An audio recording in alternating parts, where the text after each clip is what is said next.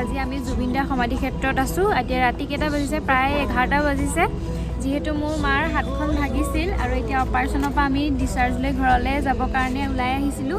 আৰু জুবিন দাৰ সমাধি ক্ষেত্ৰ পাৰ কৰি আমি নোসোমোৱাকৈ কোনো কাৰণত যাব নোৱাৰোঁ। যিহেতু বহাগ আহি আছে, এতিয়া বহাগ বিহু প্ৰথমবাৰ বহাগ বিহু আমি জুবিন দাৰ অবিহনে এইবাৰ পালন কৰি, কিন্তু মনত বহুত বেছি দুখ। সেইটো হস্পিটেলত আছিলোঁ, আজি প্ৰায় 3 দিনে হৈ গ'ল, একদম অৱস্থা নাই। আৰু যাওঁতে সোমাব নোৱাৰিলোঁ কাৰণ ৰাতিপুৱা আমি বহুত সোনকালে যোৱা হৈছিলে, সেইকাৰণে উভতি যাওঁতে এতিয়া আমি সোমাই গৈছোঁ। আজি 5 মাহ ধৰি জুবিন দাৰ ক্ষেত্ৰখন বহুত কম বনোৱা হৈছে। এটাই আশা কৰোঁ যাতে সোনকালে জুবিন দাৰ ক্ষেত্ৰখন বনাই হওক আৰু জুবিন দাৰ ন্যায় সোনকালে পাব লাগে। প্ৰায় জুবিন দাৰ ক্ষেত্ৰত আমি 6 মাহ কেইবাদিনৰ মানৰ মূৰত আহিছোঁ আৰু তাৰ আগৰ পৰিস্থিতিটো যেনেকুৱা আছিলে এইকণ জেগাতে আজি বুকুখন বহুত বেছি খুন্দা মাৰি ধৰিছে। কাৰণ জুবিন দাৰ লগতে আমি আহিছিলোঁ প্ৰথম দিনা জুবিন দাক যেতিয়া ইয়ালৈ আনিছিলে।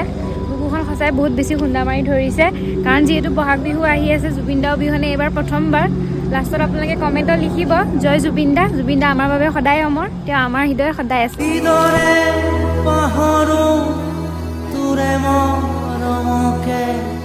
তোৰে স্নেহকে